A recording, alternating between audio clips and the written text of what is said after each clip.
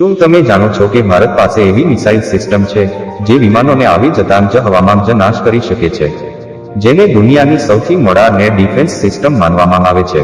હા, આપણે વાત કરી રહ્યા છીએ રશિયાની S-400 ટ્રાયમ્ફ મિસાઇલ સિસ્ટમ વિશે. ચાલો આજે જાણીશું કે આ S-400 શું છે, તે કેવી રીતે કામ કરે છે અને ભારત માટે તેની કેટલી મહત્વપૂર્ણ ભૂમિકા છે.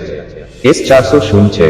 S-400 ટ્રાયમ્ફ એક રશિયન મેડ એર ડિફેન્સ મિસાઇલ સિસ્ટમ છે, જેને ના સેન્ટ્રલ ડિઝાઇન બ્યુરો દ્વારા વિકસાવવામાં આવી છે. આ સિસ્ટમ 2007ની રશિયન મિલિટરીમાં એક્ટિવ છે.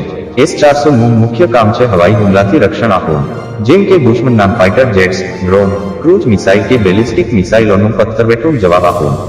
કેવી રીતે કામ કરે છે? S-400 એક મલ્ટી લેયર ડિફેન્સ સિસ્ટમ છે, જેમાં અલગ રેન્જ અને સ્પીડ ધરાવતા મિસાઇલ્સ હોય છે. તે એકસાથે 36 ટાર્ગેટ્સ પર ફોકસ કરી શકે છે અને 72 મિસાઇલ્સ ફાયર કરી શકે છે. તે 4 પ્રકારની મિસાઇલ્સનો ઉપયોગ કરે છે: 4.0 400 kilometre range, 4.8 250 kilometre range, 9.9 120 kilometre, 9.9 40 kilometre. આ મિસાઇલ્સ ઝડપથી ટાર્ગેટને ટ્રેક કરે છે અને ઠીક સમય પર તેને નાબૂદ કરે છે. ભારત માટે તેનું મહત્વ શું છે? ભારતનું જીઓપોલિટિકલ સ્થાન એવું છે કે બે બાજુએ મોટા પડોશીઓ છે, ચીન અને પાકિસ્તાન. બંને સાથેના સંબંધો સમયે તંગ રહ્યા છે. 2019માં જ્યારે ભારત અને પાકિસ્તાન વચ્ચે તણાવ વધ્યો ત્યારે ભારતે અનુભવ્યું કે આપણે મજબૂત એર ડિફેન્સ સિસ્ટમની જરૂર છે.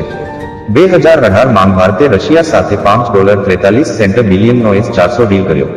પ્રથમ યુનિટ 2021ના અંતે ભારતમાં આવી ગયો અને હવે પંજાબ, આસામ અને અન્ય સેન્સિટિવ વિસ્તારોમાં તેનું મોજૂદગી છે. ચીન અને પાકિસ્તાન સામે શું ફાયદો? કઈ પાસે પણ S-400 છે, એટલે ભારત માટે સમાનતાનો મુદ્દો હતો.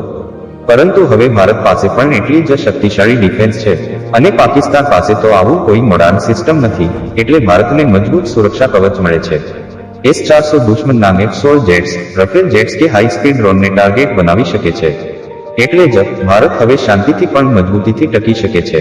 S-400 માત્ર એક મિસાઇલ સિસ્ટમ નથી, એ ભારત માટે એક ઢાલ છે, જે દુશ્મનના દરેક હુમલાનો મજબૂત જવાબ આપે છે. દુનિયામાં કુલ થોડા જ દેશો પાસે આવી સિસ્ટમ છે, અને ભારત એમાંના એક છે. એ આપણા માટે ગૌરવની વાત છે.